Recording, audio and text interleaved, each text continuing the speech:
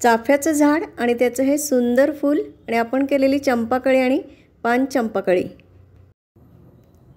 नमस्कार, मी Jyoti Patwardhan. Welcome to Jyoti Patwardhan channel. गणपतीला हळदी कुंकवाला किंवा रुखवतात ठेवण्यासाठी एक खूप सुंदर असा पदार्थ आज आपण बघणार आहोत, चंपाकळी। त्याचबरोबर पान चंपाकळी पण आपण करतोय। मी इथं पाकातली चंपाकळी करतेय, पण पाक न करता सुद्धा ही चंपाकळी करता येते। खूप सोपी आहे। चंपाकळी केल्यानंतर तळून झाल्यानंतर ती थोडीशी गरम असतानाच त्याच्यावर पिठी साखर भुरभुरायची, म्हणजे ही चंपाकळी तयार होते। आज आपण पाकातली चंपाकळी करतोय। चला तर मग बघूया कशी करायची ते। चंपाकळी करण्यासाठी इथं मी मैदा घेतलेला आहे। 2 वाट्या मैदा घेतलेला आहे। त्यामध्ये आता 2-4 चिमूट मीठ घालतोय। थोडंसं मीठ घालूया आणि आता पाव वाटी मी इथं तेल घेतलेलं आहे, म्हणजे साधारण 8 टीस्पून तेल घेतलंय। एका कढल्यात घालून तेल अगदी चांगलं कडकडीत गरम केलेलं आहे, ते याच्यात घालतोय। तेल गरम आहे, त्यामुळे चमच्याच्या सहाय्यानेच आधी थोडंसं मिक्स करून घेऊया। आता आपण हाताने हे पीठ अगदी व्यवस्थित परत मळून घेऊया, थोडं मिक्स करून घेऊया, कारण तेल अगदी मैद्याला व्यवस्थित लागलं गेलं पाहिजे सगळीकडे। हे व्यवस्थित मळून झाल्यानंतर आपण हे मुटका करून बघूया। तो झालेला आहे मुटका त्याचा तयार, म्हणजे जे आपण तेलाचं प्रमाण वापरलंय ते बरोबर आहे। आता थोडं थोडं पाणी घालून हे पीठ पुरीसारखं घट्ट मळून घ्यायचंय। कणिक पुऱ्यांसारखी मळून झालेली आहे। त्यामध्ये आता मी केशर वेलची सिरप घालणार आहे। ऑप्शनल आहे, नसेल घालायचं नाही घातलं तरी चालेल। हवं तर तुम्ही या ठिकाणी खायचा रंग पण वापरू शकता किंवा काही नाही घातलं तरी चालेल। हे झाकून ठेवूया। आता आपण पाक करायला घेतोय। त्यासाठी पॅनमध्ये मी 2 वाट्या साखर घेतली आहे। 2 वाट्या साखरेसाठी 1 वाटी पाणी घातलंय मी। गॅसची फ्लेम मीडियम ठेवली आहे। साखर विरघळेपर्यंत हे सतत आपल्याला ढवळत राहायचे। साखर विरघळलेली आहे आणि त्याला थोडीशी उकळी पण यायला लागलेली आहे। आता गॅसची फ्लेम मी एकदम लो ठेवली आहे आणि साधारण 1-1.5 मिनिटांनंतर चेक करायचं पाक झालाय का तो। 2 बोटांच्या मध्ये पाक घेऊन थोडीशी फुंकर मारून गार करून चेक करायचा आहे। पाक चिकट लागतोय पण अजून झालेला नाही आहे। मधून पाक चेक करायचा एखाद्या मिनिटानंतर। तुम्ही बघू शकताय 2 बोटांच्या मध्ये घेऊन गार करून चेक केल्यावर पाक झालाय। आता हा जो मैदा भिजवून ठेवलेला साधारण 15 मिनिटं झालेली आहेत, तो आता परत एकदा आपण 1-2 मिनिटं छान व्यवस्थित मळून घेऊया। आता आपण चंपाकळी कशी करायची ते बघूया। पिठातला मी एक छोटासा गोळा घेतलाय, तो आता आपण लाटून घ्यायचा आहे। जेवढा शक्य असेल तेवढा पातळ लाटून घ्यायचा आहे। अगदी पातळ असा पुरीसारखा लाटून घेतलेला आहे। आता याला आपल्याला वरून आणि खालून थोडंसं अंतर ठेवून आपल्याला याला असे कट देऊन घ्यायचे। हे बघा, असे हे वरचा आणि खालचा भाग जोडलेलाच राहायला पाहिजे। मधल्यामध्ये फक्त असं कट करून घ्यायचे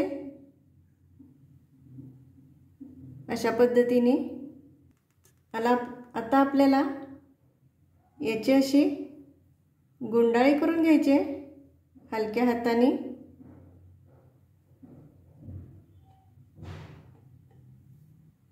आणि हा जो वरचा भाग आहे तो असा व्यवस्थित बंद करून घ्यायचा, खालचा आणि वरचा दोन्ही भाग।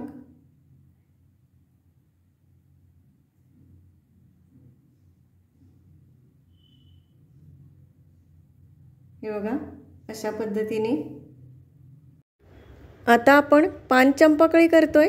ही आपण मगासारखीच पुरी लाटून घेतलेली आहे। त्याच्या 4ही कडा कापून आयताकृती त्याचा आकार करून घेतलाय आणि वरची आणि खालची बाजू तशीच ठेवून मध्ये अशा चिरा पाडून घेतलेत, कट देऊन घेतलेत। आता ही दोन्ही टोकं आपल्याला अशी जोडून घ्यायचे, एकावर दुसरं टोक ठेवून।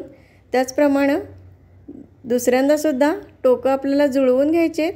आता याचा आपल्याला वरचा जो शेंड्याचा भाग असतो तो असा जुळवून घ्यायचा आहे आणि आता याचा बरोबर असा मध्य काढायचा आणि या मध्यामधूनच वरचं टोक असं बाजूला घ्यायचं, बाहेरच्या बाजूला काढून घ्यायचं आणि आपली ही आता पान चंपाकळी करतोय आपण, तर खालचं जे टोक आहे ते उलट्या बाजूने थोडंसं असं दुमडून घ्यायचं, पानासारखा आकार द्यायचा. किंवा अजून एका तऱ्हेने सुद्धा आपण अजून एका पद्धतीने पान चंपाकळी बघूया. पहिल्यासारखंच पुरी लाटून कट देऊन गुंडाळी करून घ्यायची आणि त्याचं वरचं टोक आणि खालचं टोक दोन्हीसुद्धा आपण पहिल्या चंपाकळीसारखंच जुळवून घ्यायचं. परत एकदा मध्य काढून त्यातून हे वरचं टोक असतं ते बाजूला करून घ्यायचं, त्यातून बाहेर काढून घ्यायचं आणि आपली ही वेगळ्या पद्धतीची चंपाकळी तयार आहे. तिन्ही प्रकार तयार आहेत. आता तेल मध्यम गरम करून घेतले आणि अगदी लो फ्लेमवर आपल्याला या चंपाकळ्या आहेत त्या तळून घ्यायच्या आहेत. घातल्या लगेचच याला हलवायचं नाही. हे बघा, या तळून अशा वरती आलेल्या आहेत, मस्त अशा फुललेल्या आहेत. याला आलटून पालटून असं व्यवस्थित तळून घ्यायचं आहे. खूप जास्त रंग बदलायचा नाही आहे. या चंपाकळ्या आपल्या आता तळून झालेल्या आहेत. आता जे आपण पाक करून घेतलेला त्यात मी केशर आणि वेलदोड्याचं सिरप घातलं आहे. ऑप्शनल आहे, तुम्हाला घालायचं तर घालू शकता किंवा नुसती वेलदोड्याची पूड पण घालू शकता. आता हा पाक कोमट आहे. खूप गरम अशा पाकात चंपाकळी बुडवायची नाही. चंपाकळी आणि पाक दोन्ही कोमट आहे. थोडासा पाक असा याच्यावर घालून ही चंपाकळी पूर्ण दोन्ही बाजूनी बुडवून लगेच बाहेर काढून घ्यायची. ही चंपाकळी तुम्ही बघू शकताय अशा पद्धतीनं. पाकातून काढल्यानंतर या ज्या चंपाकळ्या आहेत त्या अशा जाळीवर ठेवून दिलेल्या आहेत, म्हणजे यातला जास्तीचा पाक आहे तो निथळून जाईल. आता यातलाच अगदी थोडासा पाक मी घेतलेला आहे आणि याच्यात मी हिरवा खायचा रंग घेतलेला आहे. पाकाच्या ऐवजी अगदी थोडंसं एक थेंबर पाणीसुद्धा तुम्ही घेऊ शकता. आता चंपाकळीचं देठ करतो आहे आपण. थोडासा हिरवा रंग आपण असा लावून घेतो याला.